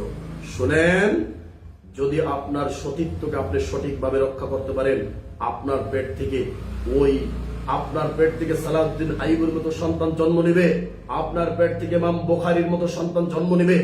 আর যেই মা ও বোন, যেই নারী জাতি তাদের সতীত্বকে রক্ষা করতে পারবে না, তাদের গর্ভ থেকে সমস্ত রকমের ওই ফেরাউন, তাদের গর্ভ থেকে সেই আবু জাহেল, তারপরে আপনার যত নিকৃষ্ট সমাজের একেবারে উশৃঙ্খল বিশৃঙ্খল যত যুবক ছেলে পেলে রয়েছে, এই উশৃঙ্খল যুবক ছেলে পেলে আপনার গর্ভ থেকে পৃথিবীতে ভূমিষ্ঠ হয়ে আসবে। অতএব যদি আপনার সতীত্বকে রক্ষা করতে পারেন, আল্লাহর কসম করে আপনাকে কথা দিচ্ছি, আপনার গর্ভ থেকেও ইমাম বুখারীর মতো সন্তান জন্ম নিতে পারে, এখনো পারে ইনশাআল্লাহ। অতএব কতটা মেয়ে এই বিষয়ে আপনার কনফিডেন্স রয়েছে, বলতে পারবে যে না, আমরা 100% নির্ঘাত আমরা জীবনে সব কিছু থেকে বেঁচে রয়েছি। এমনকি বিয়ে হয়ে গেছে, ছেলে সন্তান আছে, এমন বউয়েরাও আজকে অন্য পরপুরুষের সাথে সম্পর্ক করে তার হাত ধরে বের হয়ে যাচ্ছে, হাজারো সংসার ভেঙে যাচ্ছে। তার স্বামী বিদেশে আছে, ছেলে সন্তানের দিকে তাকায় না, স্বামীর দিকে তাকায় না, 8-10 বছর 12 বছরের সংসারের দিকে তাকায় না, শ্বশুর শাশুড়ির দিকে বিন্দু পরিমাণ তাকায় না, মা বাবার সম্মান ধুলোর সাথে মিশে যাচ্ছে, মাটির সাথে মিশে যাচ্ছে, তারপরেও তাদের দিকে তাকায় না। তারা সেই পরপুরুষের হাত ধরে পরকীয়ার মতো একটা বৈরাগ্যজনিত, একটা দুর্গন্ধযুক্ত এই পরপুরুষের প্রেমিকের সাথে সে হাত ধরে পালিয়ে যায়। না স্বামীর দিকে তাকালো, না সন্তানের দিকে, না তার মা বাবার দিকে, না তার বংশের দিকে, না তার সমাজের দিকে, না কিচ্ছুর দিকে তাকাইলো। তার ওই স্বামী প্রয়োজন কেন হলো? যদি সে আল্লাহর প্রতি মানতো, যদি সে মোহাম্মদকে নবী বলে স্বীকার করত, যদি তার ভিতর কোরআন থাকতো, যদি ইসলাম থাকতো, যদি ইসলাম সম্পর্কে জানতো, যদি খাদিজার জীবনী জানতো, যদি ফাতেমা রাদিয়াল্লাহু তাআলা আনহার জীবনী জানতো, যদি আসিয়ার জীবনী জানতো, আসিয়া ফিরাউনের ঘরে থেকে তারপরেও সে জান্নাতে যাবে, আসিয়া ফিরাউনের ঘরে থেকেও তারপরও সে জান্নাতে যাবে। এই জীবনই যদি জানতো তাহলে সে কখনোই এরকম বলতে পারতো না যে আমার স্বামী মদ খায়, আমার স্বামী নেশা করে, আমার স্বামী মাতাল, আমার স্বামী অমুক। আরে আপনার স্বামী যতই খারাপ হোক, ফেরাউনের থেকে তো আর আপনার স্বামী খারাপ ছিল না। অতএব ফেরাউনের ঘরে থেকে যদি আসিয়ার মতো মহিলা যদি জান্নাতে যেতে পারে, তাহলে আপনার স্বামী যতই খারাপ হোক, আপনি সেই ঘরে থেকে সহ্য করে আল্লাহর প্রতি ঈমান এনে আল্লাহকে বিশ্বাস করে নবীকে ভালোবেসে সেই ঘর থেকে আপনার জান্নাতে যেতে পারবেন না। কেন বলেন? জবাব দিতে পারবেন? যদি বলে এই নারী জাতি শোনো, আমি দুনিয়াতে ফেরাউনকে পাঠিয়েছিলাম, ফেরাউনের ঘরে থেকে আসিয়া জান্নাতে আসছে, আর তুমি তোমার স্বামী খারাপ বলে তুমি তাকে ডিভোর্স দিয়ে সন্তান রেখে পর পুরুষের হাত ধরে চলে আসছো, আমার স্বামী নেশা করে, আমার স্বামী অমুক করে তমুক করে। তোমার স্বামীর আমল দিয়ে তুমি জান্নাতে যেতে পারবে না, তোমার আমল দিয়ে তোমাকে জান্নাতে যেতে হবে। তারপরে নারীদেরকে যেটা বলছেন, ওয়ালা ইউবদিনা যিনাতাহুন্না ইল্লা মা যাহারা মিনহা ওয়ালিয়াদরিবনা বিখুমুরিহিন্না আলা জুয়ুবিহিন্না। শোনো, তোমরা যখন বাহিরে বের হবে, শোনো মহিলা নারী জাতি শোনো, তোমরা যখন বাহিরে বের হবে তখন তোমরা তোমাদের সৌন্দর্যকে প্রকাশ করো না। তোমরা তোমাদের চাদর, তোমাদের বোরকার উপর এমন জিনিস দিবে যেই জিনিসটা তোমাদের পুরা শরীরটা ঢেকে যাবে। তোমাদের চক্ষু দেখা যাবে না, তোমাদের হাত দেখা যাবে না, তোমাদের পা দেখা যাবে না, এমনকি তোমার শরীরের একটা গঠনও দেখা যাবে না। অতএব এই নির্দেশ আল্লাহর পক্ষ থেকে নির্দেশ, তোমরা তোমাদের বক্ষ দেশকে দেখাবে না, তোমাদের গলা দেখাবে না। জুয়ুবিহীন না, এটাকে গলার কলার বলা হচ্ছে কেন? শুনুন, আমার হাতে একটা মোবাইল রয়েছে, আমি এই মোবাইলের স্ক্রিনের দিকে তাকিয়ে আমি সারা পৃথিবীর সমস্ত খবর আমি বলে দিতে পারবো। অতএব আল্লাহ সুবহানাহু ওয়া তাআলা নারী জাতিকে এমন ভাবে সৃষ্টি করেছে, যদি নারী জাতির গলার কলার দেখা যায়, যদি তাদের বুক দেখা যায়, যদি কোনো পুরুষের নজর যদি আপনার গলার দিকে পড়ে, এমন কিছু আকর্ষণ দিয়ে আপনাকে সৃষ্টি করা হয়েছে। একটা পুরুষ যখন আপনার দিকে তাকাবে, তার সর্বপ্রথম নজরটা যাবে আপনার গলার দিকে, তার সর্বপ্রথম নজরটা যাবে আপনার বুকের দিকে। এজন্য আল্লাহ বলছেন, নারী জাতিকে আমি এমন কিছু বৈশিষ্ট্য দিয়ে তৈরি করেছি, যদি কোনো পুরুষ তার গলার দিকে তাকায়, তার বুকের দিকে তাকায়, তার পুরা শরীরের ভিতর কি আছে সে বলে দিতে পারবে। মোবাইলের দিকে তাকিয়ে আপনার ঘরে বসে যদি আমেরিকার খবর বলে দেওয়া যায়, তাহলে নারী জাতিকে এমন ভাবে বানানো হয়েছে যে তার কলারের দিকে তাকিয়ে, তার বুকের দিকে তাকিয়ে একটা পুরুষ বলে দিতে পারবে যে তার পুরো শরীরের ভিতর কি রয়েছে। এই জন্য আল্লাহ বলছেন, শোনো, যখন তোমরা বাহিরে বের হবে, যখন বাজারে যাবে, প্রয়োজনে মার্কেটে যাবে, যখন তোমার স্বামীর সাথে, এবং তাও যেতে হবে স্বামীর সাথে থাকবে। কোন মহিলার জন্য বৈধ নয়, কোন মহিলার জন্য জায়েজ নয়, স্বামী ছাড়া, ভাই ছাড়া, শ্বশুর ছাড়া যাদের সাথে দেখা দেওয়া জায়েজ আছে, যাদের সাথে বিবাহ হারাম, সন্তান, স্বামী, বাবা, শ্বশুর, এই ধরনের যত যারা রয়েছে, তাদেরকে সাথে না নিয়ে কোন মহিলা বাড়ি থেকে এক পাও বের হতে পারবে না। কে মানে কার কথা? বের হয়ে যাচ্ছে, মার্কেটে যাচ্ছে, স্বামীর অনুমতি লাগে না, কিচ্ছু লাগে না, করে যান। এটা আপনার জন্য দুনিয়াতে পরীক্ষা, এর ফলাফল পরকালে দেওয়া হবে। যারা এগুলো মানতে পারবে, স্বামীর কাছে বলে যাবে, স্বামী আপনার সাথে একজন মাহরাম দিয়ে দেবে। নন মাহরাম, মাহরাম ব্যতীত কোন মহিলা একদিনও বাড়ির বাহিরে রাত্রি যাপন করতে পারবে না। অথচ এখনের মেয়েরা স্বামীকে বলার ধার ধারে না, শ্বশুর শাশুড়িকে বলতে চায় না, কাউকে না বলে বাবার বাড়ি চলে যায়। স্বামীর অনুমতি লাগে না, শ্বশুরের অনুমতি লাগে না, সাথে ছেলে সন্তান নেই, সাথে ভাই নেই, নন মাহরাম, গায়রা মাহরাম ব্যতীত তারা সে মাহরাম সাথে না নিয়ে এভাবে মাসের পর মাস বাবার বাড়িতে বেড়ায়। যার কারণে সংসারগুলো আজকে এত অশান্তি, আল্লাহর হুকুম মানে না, কোরআন মানে না, রসুলকে মানে না, এজন্য আজকে এত অশান্তি। আপনাকে বাহিরে যেতে তো নিষেধ করা হয় নাই, আপনার স্বামীর অনুমতি নিয়ে, সাথে মাহরাম নিয়ে তারপরে যেতে হবে। কোন সাজগোজ নয়, বাহিরে কোনো সাজগোজ হবে না। সাজগোজ একমাত্র স্বামীর সামনে আপনার জন্য জায়েজ। আর যত জায়গায় সাজায় সেজে গুজে আপনি যাবেন, সম্পূর্ণ হারাম। আজকে আমরা দেখতেছি, মার্কেটে যাবে, একটু বাজারে যাবে, তাও সে নারীরা নির্লজ্জর মতো, বেহায়ের মতো সেজে গুজে যাচ্ছে। এবং কি আল্লাহ নবী বলছেন, যদি কোনো মেয়ে, একজন মেয়ে আল্লাহ নবীর যুগে আতর মেখে, সুগন্ধি মেখে নামাজে আসছিল, ওই মহিলাকে বলা হচ্ছে, শোনো, তুমি যত সময় পর্যন্ত এই ফরজ গোসলের মতো গোসল করে তারপরে আবার নামাজ পড়বে, তারপরে তোমার নামাজ কবুল হবে। গোসল না করা পর্যন্ত তোমার কোনো নামাজ কবুল হবে না। অতএব হাজারো মেয়ে আমরা দেখতে পাচ্ছি তারা হেঁটে যাওয়ার পরে সুঘ্রাণ বেরোচ্ছে না, এটা সম্পূর্ণ নিষেধ, হারাম। এটা আপনি একমাত্র সুঘ্রাণ আপনার স্বামীকে, আপনার স্বামীর সামনে আপনি সুঘ্রাণ মাগবেন, স্বামীর সামনে সাজবেন, স্বামীর সামনে আপনি সেজে গুজে চুরি লাগিয়ে তারপরে আপনার স্বামীকে দেখাবেন, এটা জায়েজ। অথচ আমরা দেখতে পাই বিভিন্ন অনুষ্ঠান, আপনার মুসলমানের অনুষ্ঠান, বিবাহের অনুষ্ঠান, তারপরে আরো ইত্যাদি অনেক অনুষ্ঠান, যেই অনুষ্ঠানগুলো সম্পূর্ণ ইসলামে না জায়েজ, হারাম, হিন্দুয়ানি অনুষ্ঠান, যেই অনুষ্ঠানে, বিবাহের অনুষ্ঠানে গান বাজনা বাদ্যযন্ত্র বাজে, সেই অনুষ্ঠানে আপনি একজন মুসলিম বোন হয়ে, আপনি একজন মুমিনা বোন হয়ে, আল্লাহর বান্দি হয়ে, আল্লাহ নবীর উম্মত হয়ে আপনি সেই অনুষ্ঠানে উপস্থিত হতে পারেন না। এমনকি ওই অনুষ্ঠানে যদি আপনার স্বামী নিয়ে না যায়, স্বামীর উপর আপনি রাগান্বিত হন। কেন? আপনি স্বামীকে বলবেন, শোনো স্বামী, ওখানে গান বাজনা হচ্ছে, ওখানে গায়ে হলুদ হয়েছে, ওখানে বিভিন্ন ধরনের হিন্দুয়ানি অপসংস্কৃতি হয়েছে, অতএব সেখানে আমরা যাব না। আর সেখানে গেলে আপনি পরপুরুষের মুখ দেখতে হবে, সেই অনুষ্ঠানে গেলে আপনাকে মুখ খুলে খাবার খেতে হবে। আরে এমন খাবারকে আপনি লাথি মারেন যেই খাবার খাওয়ার জন্য আপনার পর্দার খেলাপ হবে, যেই খাবার খাওয়ার জন্য আপনাকে পরপুরুষ দেখবে, এমন খাবারকে আপনি লাথি মারুন। এমন খাবার খাওয়ার আপনার দরকার নাই।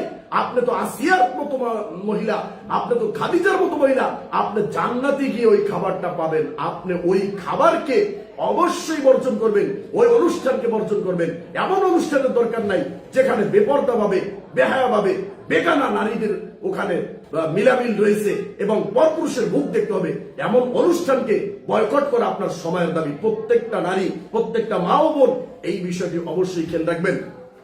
সম্মানিত মা ও বোনেরা, তো আপনি যখন বাহিরে বের হবেন, আপনার এমন বর্তমান বোরকা বের হয়েছে, বোরকার ভিতরটাও আপনাদের গলা দেখা যায়। এই গলা দেখতে আল্লাহ নিষেধ করছে, এই গলা দেখা চলবে না, এই গলা দেখানো যাবে না। এমন বোরকা পরবেন, চোখ দেখা যাবে না, কিছুই দেখা যাবে না, শরীরের কোন গঠন, উঁচা নিচা আকৃতি কিচ্ছু বোঝা যাবে না, গলা দেখা যাবে না। এমন ভাবে কাপড় দিয়ে ঢাকবেন। আল্লাহ নবী বলছেন, যখন এই আয়াত নাজিল হলো, আজকে আপনাদেরকে যেই আয়াতগুলো শোনাচ্ছি, এই আয়াত যেদিন নাজিল হয়েছিল, সেই দিন সেই মক্কার সেই আনসার মহিলারা এমন ভাবে তাদের কাপড়গুলো টেনে দিচ্ছিল। আল্লাহ নবী বলতেছেন, আম্মা জান আয়েশা রাদিয়াল্লাহু তাআলা আনহা বলেন, নারীদেরকে দেখে মনে হলো তাদের মাথার উপর কাক পড়ে আছে, কাক বসে রয়েছে। এইভাবে তারা কালো কাপড় দিয়ে, মোটা কাপড় দিয়ে নিজেদেরকে তারা ঢেকে দিল। অথচ আমরা কিন্তু এটা করতে চাই না। আপনি বাহিরে বের হবেন, স্বামীর সাথে থাকবে, সন্তান থাকবে, কাউকে সাথে না নিয়ে যদি ঘর থেকে এক পা বের হন, আপনার জন্য এটা হারাম হবে, হারাম হবে। সেজে গুজে যাওয়া যাবে না, এমন ৮-৭ বোরকা পরা যাবে না যে শরীরের গঠন বোঝা যায়। আপনাকে ঢেকে সুন্দরভাবে হাত মোজা, পা মোজা লাগিয়ে তারপরে একজনের সাথে যেতে হবে। সম্মানিত মা বোনেরা, এবং আপনি কাদের সাথে দেখা করতে পারবেন, এখানে আমরা কয়েকজন ব্যক্তির নাম সংক্ষিপ্ত ভাবে 5 মিনিটের ভিতর বলে দিচ্ছি। 1 নম্বরে আপনি সাজগোজ করতে পারবেন বা আপনার সতর, আপনার সবকিছু দেখতে পারবে আপনার স্বামী। স্বামীর সাথে কোনো পর্দা নেই। 2 নম্বরে আপনার পিতা, আপনার স্বামী যতটুকু দেখতে পারবে আপনার পিতাকে কিন্তু অতটুকু দেখানো যাবে না। পিতার সামনে শুধু আপনার হাত খোলা থাকবে, মুখ খোলা থাকবে, তারপরে আপনার সতর ঢাকা থাকবে। সম্মানিত মা বোনেরা, স্বামীর সাথে কোনো পর্দা নেই, পিতার সাথে কোনো পর্দা নেই। এবং স্বামীর পিতা যিনি আপনার, এখানে কোরআন বলছেন, আও আবাই বুউলাতিহিন্না, স্বামীর পিতা অর্থাৎ আপনার শ্বশুরের সাথে কোনো পর্দা নেই। আও আবনাইহিন্না, আপনার সন্তানের সাথে কোনো পর্দা নেই। আও আবনাই বুউলাতিহিন্না, আপনার স্বামীর সন্তান, অর্থাৎ অনেক স্ত্রী দ্বিতীয়বার বিয়ে হয়, তার স্বামীর অন্য আরেকটা সন্তান থাকে, যদি ছেলে সন্তান থাকে, সেই সন্তান যতই বড় হোক, সে তখন আপনি তার সৎমা হবেন। অতএব সৎমা আর ওই সন্তানের ভিতর কোনো পর্দা হবে না, পর্দার বিধান নেই। আও ইখওয়ানিহিন্না, আপনার ভাইদের সাথে কোনো পর্দা নেই। আও বানি ইখওয়ানিহিন্না, আপনার ভাইয়ের সন্তান ভাতিজা যারা রয়েছে তাদের সাথে কোনো পর্দা নেই। আও বানি আখাওয়াতিহিন্না, আপনার বোনের সন্তান যারা রয়েছে, যারা আপনার ভাগনা, তাদের সাথে কোনো পর্দা নেই। আও নিসাইহিন্না, এবং আপনারা পরস্পর যারা মহিলা যারা রয়েছেন, মহিলা কোনো পর্দার বিধান নেই। তবে মুশরিক এবং কাফের মহিলাদের সাথে পুরুষের মতো পর্দা করতে হবে। যদি আপনি জানতে পান এই মহিলা মাজারে সিজদা করে, এই মহিলা মুশরিকা, এই মহিলা একজন কাফের, তাহলে সেই মহিলার সাথে অনেক মুফাসসির বলছে যে সেই মহিলার সাথেও দেখা দেওয়া কোনো মুসলিম মহিলার জন্য জায়েজ নেই। আও মা মালাকাত আইমানুহুন্না, এবং যারা তোমাদের অধীনস্থ, যেই সমস্ত অধীনস্থরা তোমার বাড়িতে কাজ কাম করে, সেই সমস্ত নারীদের সাথে তোমরা দেখা দিতে পারবে। আবিত্তাবিনা গায়রু উলিল ইরবাতি, এবং এমন পুরুষ যাদের ভিতর কোনো কাম বা শাহওয়াত বা কোনো চাহিদা নেই, এমন পুরুষের সাথেও তোমরা দেখা দিতে পারবে। তবে আল্লাহ নবীর বাড়িতে কয়েকজন হিজরা যাদেরকে আমরা বলি খুমসা হিজলা, তারা আসা যাওয়া কত, আল্লাহ নবী তাদেরকে নিষেধ করে দিয়েছেন, না বাড়িতে কোনো হিজলা চলবে না। অতএব হিজরা যারা রয়েছে তাদের সাথে দেখা দেওয়া আপনাদের জায়েজ নেই। আবিত্তিফলি লাম ইয়াজহারুল আবিত্তিফলিল্লাযিনা লাম ইয়াজহারু আলা আওরাতিন নিসা, আল্লাহ বলছেন এমন বাচ্চা যারা এখনো মহিলাদের সতর সম্পর্কে, আওরাত সম্পর্কে কিছু বোঝে না, এমন বাচ্চার সাথে আপনার পর্দা নেই। ওয়ালা ইয়াদরিবুনা বিআরজুলিহিন্না লিউলামা মা ইউফিনা মিন জিনাতিহিন। সম্মানিত মা ও বোনেরা, এবং আল্লাহ নিষেধ করছেন আপনি বাহিরে বের হলে, অনেক মা বোনকে আমরা দেখতে পাই যাদের নুপুরটা দেখা যায়, যাদের আপনার এই জন্য আল্লাহ বলছেন যে তোমার সৌন্দর্য প্রকাশ করার জন্য, সৌন্দর্য দেখার জন্য তুমি সজোরে পদক্ষেপ করো না। আপনার হিল পায়ে দিয়ে নুপুর পায়ে ঢন ঢন করে হেঁটে যায়, তারপর আপনার আতর খুশবু মেখে চলে যায়, এটা সম্পূর্ণ নিষেধ, এটা হারাম। আল্লাহ এই আয়াতের শেষে বলছেন ওয়াতুবু ইলাল্লাহ, হে নারী সম্প্রদায় তোমরা আল্লাহর দিকে ফিরে আসো। এই যে নিষেধগুলো তোমাকে করা হলো, যাদের সাথে তোমাকে দেখা করার অনুমতি দেওয়া হয়েছে, এই 12 জন পুরুষের সম্পর্কে আরো 2 জন রয়েছে, 14 জন পুরুষের সাথে তুমি দেখা করতে পারবে, বা এদের অধীনস্থ যারা রয়েছে, এদের অধস্তন, তাদের সাথে তোমরা দেখা করতে পারবে। এর বাহিরে কোন পর পুরুষের সাথে দেখা করা তোমার জন্য জায়েজ নেই। তুমি আল্লাহর দিকে ফিরে আসো। আইয়ুহাল মুমিনুন, হে মুমিন নারীরা তোমরা আল্লাহর দিকে ফিরে আসো। লাআল্লাকুম তুফলিহুন, আমি আল্লাহ কথা দিচ্ছি যদি তুমি আমার কথা মানতে পারো, আমি তোমাকে সফল কামের ঘোষণা দিলাম, তোমাকে জান্নাতের ঘোষণা দিলাম। সম্মানিত মা ও বোনেরা, যাদের কথা আমরা বললাম, এই সমস্ত পুরুষের সাথে দেখা করা আপনার জন্য জায়েজ। এর ছাড়া পৃথিবীর সমস্ত পুরুষ, যত ধরনের পুরুষ রয়েছে, সবার সাথে দেখা করা আপনার জন্য নাজায়েজ, আপনার জন্য হারাম। এখন আপনি চিন্তা করেন, আজ পর্যন্ত কত পরপুরুষের মুখ দেখে আপনি জেনার মতো নিকৃষ্ট পাপের অপরাধী হয়ে আপনি আল্লাহর দরবারে রয়েছেন, আপনার উপর আল্লাহর অভিশাপ রয়েছে, আপনার উপর আল্লাহর লানত রয়েছে, গজব রয়েছে। অতএব আল্লাহর কাছে তাওবা করে এই সমস্ত পাপ থেকে ফিরে আসুন, যে আল্লাহ জীবনে যা কিছু করেছি আজকের পর থেকে তওবা করলাম, আজকের পর থেকে তোমার দরবারে ফিরে আসলাম। পর্দা একটা বিধান। আল্লাহ নবী বলছেন, আল্লাহ নবীর যুগে নারীরা যখন বের হয়েছে, আল্লাহ নবী বললেন, এই নারীরা তোমরা কি শোনো নাই তোমাদের উপর পর্দার আয়াত নাজিল হয়েছে? তারপরে তারা এমন ভাবে রাস্তার সাইড ঘিসে চলা শুরু করলো যে তাদের কাপড়গুলো আপনার দেওয়ালের সাথে লেগে যাচ্ছিল, এমন ভাবে তারা রাস্তার পাশ দিয়ে চলছিল। আর বর্তমান সময়ের নারীরা তারা রাস্তার মাঝখান দিয়ে হাঁটে, তাদের কারণে পুরুষরা রাস্তার সাইড দিয়ে হাঁটতে হয়। এমনকি আপনার মা বোনদের লজ্জা শরম এতটা খেয়েছে, কার সাথে পর্দা করতে হবে, কার সাথে করতে হবে না, এতটুকু জ্ঞান পর্যন্ত নাই ইসলামের জ্ঞান।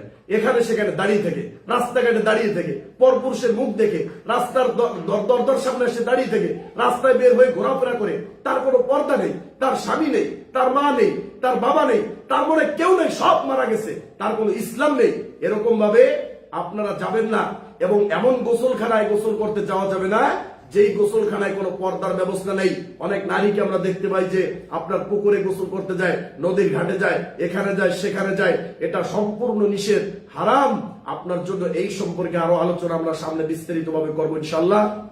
অতএব যারা এখানে আসছেন সবাইকে অনেক ধন্যবাদ, সবার জন্য দোয়া থাকবে। আপনারা আগামী থেকে আপনাদের মেয়েদেরকে, আপনাদের পুত্রবধূ যারা রয়েছে, যাদের শুনলে কাজ হবে, সংসারে পরিবর্তন আসবে, এই আলোচনাগুলো তাদের শোনা অত্যন্ত জরুরি। এবং যারা আমার দাদি রয়েছেন, কাকি রয়েছেন, অনেক কষ্ট করে দূর দূরান্ত থেকে আসছেন, আপনাদের সবার জন্য আমি মন থেকে দোয়া করি আল্লাহ আপনাদের এই আশাকে যেন কবুল করে, এটা যেন ইবাদত হিসেবে কবুল করে, এই ওসিলার জন্য আল্লাহ আপনাদের জীবনের সমস্ত গুনাহ মাফ করে, এই আলোচনা শোনার পরে আপনারা যেন পর্দার ভিতর আসতে পারেন, আপনাদের সংসারগুলো যেন পর্দাশীলা সংসার হয়, মেয়েদেরকে যেন পর্দায় রাখতে পারেন, স্বামীরা যেভাবে বলে সেইভাবে যেন চলতে পারেন, যেভাবে স্বামী দিলে আপনি পরিতুষ্ট হন, স্বামী যতটুকু দেয় ততটুকু যেন আপনি সন্তুষ্ট লাভ করতে পারেন, শ্বশুর শাশুড়ি ঠিক মতো কথা শুনতে পারেন, দেখাশোনা করতে পারেন, মা বাবার সম্মান সমাজে যেন উচ্চ করতে পারেন।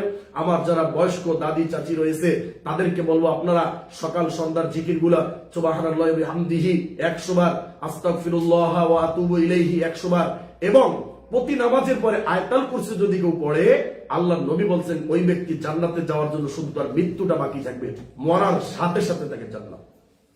সাইদুল ইস্তিগফার সকালে আল্লাহুম্মা আনতা রাব্বি লা ইলাহা ইল্লা আনতা খলাকতানি, এটা সাইদুল ইস্তিগফার আপনি দেখে নেবেন। এটা যদি কোনো ব্যক্তি সকালে পড়ে এবং যদি সে সন্ধ্যায় পড়ে, সকালে পড়লে সন্ধ্যা পর্যন্ত তার টাইম, সকাল থেকে নিয়ে সন্ধ্যার ভিতরে যদি সে মৃত্যুবরণ করে তার জন্য জান্নাত, এবং যদি সে সন্ধ্যায় পড়ে সকাল হওয়া পর্যন্ত রাত্রে যদি মৃত্যুবরণ করে ওই ব্যক্তির জন্য জান্নাত। রাত্রে সূরা বাকারা পড়বেন, তাবারাকাল্লাযী বিয়াদিহিল মুলক, এটা আল্লাহ নবী পড়তেন। তারপরে আপনার সূরা সাজদা, যেটা আপনার 32 নম্বর সূরা আলিফ লাম মিম সাজদা, এই সূরাটা পড়বেন। তারপরে 33 বার সুবহানাল্লাহ আলহামদুলিল্লাহ, 33 বার আল্লাহু আকবার, 34 বার, এগুলো প্রতি নামাজের পরে গুনবেন। আয়াতুল কুরসি পড়বেন, সকালে সূরা কুল হুয়াল্লাহ 3 বার, নাস ফালাক 3 বার করে পড়বেন। তারপরে সন্ধ্যার পরে পড়বেন, প্রতিদিন সন্ধ্যার পরে একটু কোরআন পড়বেন, সকালে একটু কোরআন পড়বেন। যারা আমার দাদি চাচি রয়েছেন তাদেরকে বিশেষ করে বলবো দিন রাত 24 ঘন্টা আপনি শুধু আস্তাগফিরুল্লাহ আস্তাগফিরুল্লাহ আস্তাগফিরুল্লাহ সুবহানাল্লাহি বিহামদিহি সুবহানাল্লাহিল আযীম সুবহানাল্লাহ ওয়ালহামদুলিল্লাহ ওয়া লা ইলাহা ইল্লাল্লাহু আল্লাহু আকবার লা ইলাহা ইল্লাল্লাহু ওয়াহদাহু লা শারীকা লাহু লাহুল মুলকু ওয়া লাহুল হামদু ওয়া হুয়া আলা কুল্লি শাইইন কদির। যাদের কোনো কাজ নেই তারা বসে বসে দিনরাত 24 ঘন্টা আস্তাগফিরুল্লাহ আস্তাগফিরুল্লাহ আস্তাগফিরুল্লাহ, বেশি বেশি ইস্তেগফার করবেন, দুরূদ পড়বেন, সুবহানাল্লাহ আলহামদুলিল্লাহ। বয়স্ক মা বোন মা চাচি যারা রয়েছেন তাদেরকে অনুরোধ থাকবে আমার, একটা সেকেন্ডের জন্য আপনার আল্লাহর জিকির থেকে জবানটা যেন খালি না হয়। আরে 70 বছরের বৃদ্ধ নারী দাবি হয়ে গেছেন, আপনি এখন আপনার ঝগড়া করা লাগবে কেন? না, পুতের বোর সাথে কোনো ঝগড়া নেই, কারো প্রতিবেশীর সাথে কোনো ঝগড়া নেই। ঝগড়া করা এটা সবচেয়ে নিকৃষ্ট একটা কাজ যেটা আপনাদের ভিতরে দেখা যায়। কেন? 70 বছর বয়স হয়ে গেছে, আপনি এখনো কেন ঝগড়া করবেন? কোনো ঝগড়া নেই। দিনরাত 24 ঘন্টা জায়নামাজে বসে থাকবেন, তসবিহ হাতে নেওয়ার দরকার নেই, হাতে করে সুবহানাল্লাহ আলহামদুলিল্লাহ ওয়া লা ইলাহা ইল্লাল্লাহু আল্লাহু আকবার আস্তাগফিরুল্লাহ, দুরূদ শরীফ, সূরা নাস, ফালাক, কুল হুয়াল্লাহ, আলহামদুলিল্লাহ রাব্বিল আলামিন, দিন রাত 24 ঘন্টা এগুলো পড়তে থাকবেন, এবং একদিনও যেন তাহাজ্জুদ মিস না হয়। যারা এখানে আলোচনাগুলো শুনলেন সবার উপর আমার কড়া নির্দেশ এবং আমার অনুরোধ থাকবে, আমি আপনার ভাই হিসেবে, সন্তান হিসেবে, যেই হিসাবে আপনি মনে করেন, আপনাকে আমি অনুরোধ করে বলছি মা ও বোন, এতদিন যেভাবে চলছেন এভাবে ইসলাম নয়, ইসলাম নয়।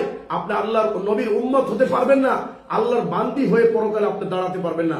অতএব আল্লাহকে খুশি করে, নবীকে খুশি করে এই দুনিয়া থেকে যেতে হবে। আপনার মন মতো চলে এভাবে আপনি পরকালে জান্নাত পাবেন না। দুনিয়ায় সব কিছু যদি আপনার থাকে, আপনার ঈমান না থাকে, ইসলাম না থাকে, পর্দা না থাকে, তাহলে কাজ হবে না। অতএব একজন নারীর জন্য পর্দা কতটা গুরুত্বপূর্ণ এটা আপনাকে বোঝানোর মতো আমার কোনো ভাষা নেই। সবাই পর্দা করবেন, 5 ওয়াক্ত নামাজ পড়বেন, ছেলে সন্তানকে মানুষের মতো মানুষ করবেন, প্রত্যেকটা কাজ ছেলে সন্তানের খেয়াল করবেন। ডান হাতে খায় কিনা, বিসমিল্লাহ বলে কিনা, খাবার শেষে আলহামদুলিল্লাহ বলে কিনা, বাথরুমে আপনার বাম পা দিয়ে ঢোকে কিনা, বাথরুম থেকে ডান পা দিয়ে বের হয় কিনা, মসজিদে ঢোকার দোয়া কি, বের হওয়ার দোয়া কি, ঘুমানোর সময় আপনি দোয়া মনে করিয়ে দিবেন। ঘুমানোর সময় বাচ্চাদেরকে নাস ফালাক, কুল হুয়াল্লাহ, নাস ফালাক 3 বার করে পড়ে হাতে ফু দিয়ে পুরা শরীরটা মুছে দিবেন। মা ও চাচিরা সবাই এগুলো করবেন, সংসারটা সুন্দর হবে। কোরআন তেলাওয়াত করবেন, প্রতিদিন দান সদকা করবেন। আমাদের আল হেদায়াত সালাফিয়া মাদ্রাসা মসজিদের মহিলা মসজিদের কাজ চলছে আলহামদুলিল্লাহ, আপনাদের ওখানে নামাজের ব্যবস্থা হবে, প্রতি শুক্রবারে খুতবা শুনতে পারবেন, এবং সেখানে কোরআন পড়ার আমরা ব্যবস্থা করব নারীদেরকে। রমজান থেকে পুরা দমে একেবারে সুন্দরভাবে আমাদের মা ও চাচিরা সবাই ওখানে জুমার সালাত পড়তে পারবে, সবাই ওখানে কোরআন তেলাওয়াত শিখতে পারবে, সেই ব্যবস্থা আমরা করব। সুন্দর একটি মসজিদের ব্যবস্থা হবে। আপনাদের কাছে দোয়া চাই, এবং আপনারা সেখানে যাবেন, এবং ওই মসজিদের কাজ চলমান রয়েছে। যদি কোনো মা ও চাচি যদি সেখানে কোনো অনুদান দিতে চান, যে না আমি ওই মসজিদের জন্য 100 টাকা 200 টাকা 500 টাকা আমরা সেখানে শরিক হব, আমাদের নারীদের একটা মসজিদ হচ্ছে, এটা আমাদের জন্য সুসংবাদ, আমরা সেই মসজিদে কিছু শরিক হতে চাই। আমার স্বামী বাহিরে রয়েছে, তাকে বলে আমি 5,000 টাকা দিব, 10,000 দিব। আমার ভাই রয়েছে, যে যেভাবে পারেন এই মসজিদের জন্য কিছু আপনারা আমাদের জাফর ভাইয়ের কাছে আপনারা দিবেন। আমি চাই যে আপনারা আমাদের সাথে শরীক থাকেন।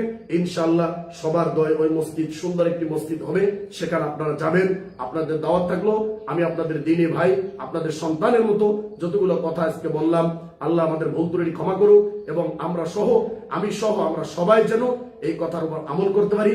আমাদের যারা বয়স্ক মা চাচি আসছে, আল্লাহ তাদের জীবনের সমস্ত ভুল ত্রুটি ক্ষমা করে দাও। আল্লাহ তাদেরকে আপনি ঈমানের উপর আপনি কবুল করে নেন। আল্লাহ তাদেরকে আপনি দীর্ঘ হায়াত, নেক হায়াত দান করেন এবং সেই হায়াতের ভিতর আপনি নেক আমল করার তৌফিক দান করেন। আমাদের যারা ভাবি কাকি যারা আসছে, তাদেরকে আপনি পর্দার ভিতর থাকার, ইসলামের ভিতর থাকার, আল্লাহর হুকুম এবং নবীর সুন্নাহ অনুযায়ী জীবনটাকে পরিচালনা করার তৌফিক দান করেন।